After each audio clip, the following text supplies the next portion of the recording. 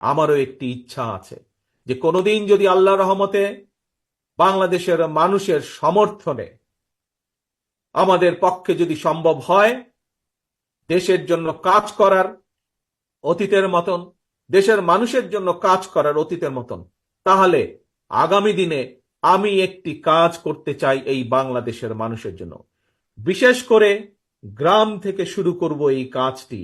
ধীরে ধীরে হয়তো শহর পর্যায়ে যাব আমরা, কিন্তু যেহেতু বাংলাদেশের অধিকাংশ মানুষ বসবাস করেন বাংলাদেশের গ্রামগুলোতে, জেলা পর্যায়ে, উপজেলা বা থানা পর্যায়ে, গ্রাম পর্যায়ে, সেই জন্য তাদের কাছে এই পরিকল্পনা বা কাজটি আমি নিয়ে যেতে চাই।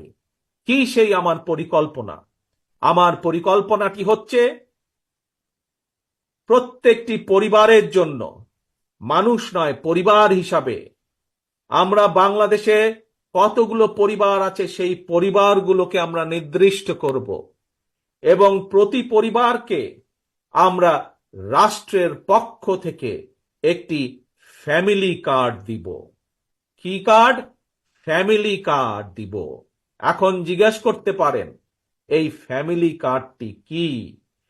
এই ফ্যামিলি কার্ডটি হবে সেই পরিবারের মায়ের নামে বা সেই পরিবারের যে গৃহিণী থাকবেন তার নামে এই ফ্যামিলি কার্ডটি হবে।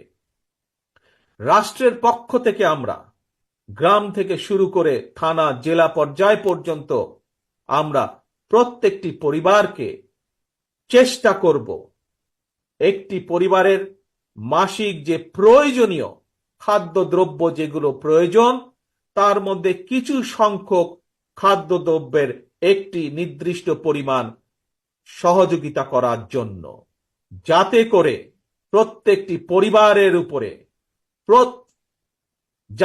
প্রত্যেকটি পরিবার মাস শেষে রাষ্ট্রের এই সহযোগিতা পেলে কিছুটা হলেও তাদের স্বস্তি বোধ হয়, কিছুটা হলেও তারা নিজেদের যে সেভিংস, নিজেদের যে সঞ্চয় সেটির পরিমাণ বৃদ্ধি করতে সক্ষম হয়। এবং তার ফলে এই সহযোগিতাটা যদি আমরা কয়েক বছর ধরে চালু রাখতে পারি তাহলে আমি বিশ্বাস করি বাংলাদেশের গ্রামের পরিবারগুলো, গ্রামের মানুষগুলো সচ্ছলতার একটি পর্যায়ে উঠে আসতে সক্ষম হবেন। অর্থাৎ রাষ্ট্র সরাসরিভাবে প্রত্যেকটি পরিবারের পাশে রাষ্ট্রের সামর্থ্য অনুযায়ী প্রত্যেকটি পরিবারের পাশে দাঁড়ানোর চেষ্টা করবে, তাদেরকে সহযোগিতা করার চেষ্টা করবে, তাদেরকে সাহায্য করার চেষ্টা করবে, যাতে করে তারা স্বাবলম্বী হয়ে উঠতে পারে।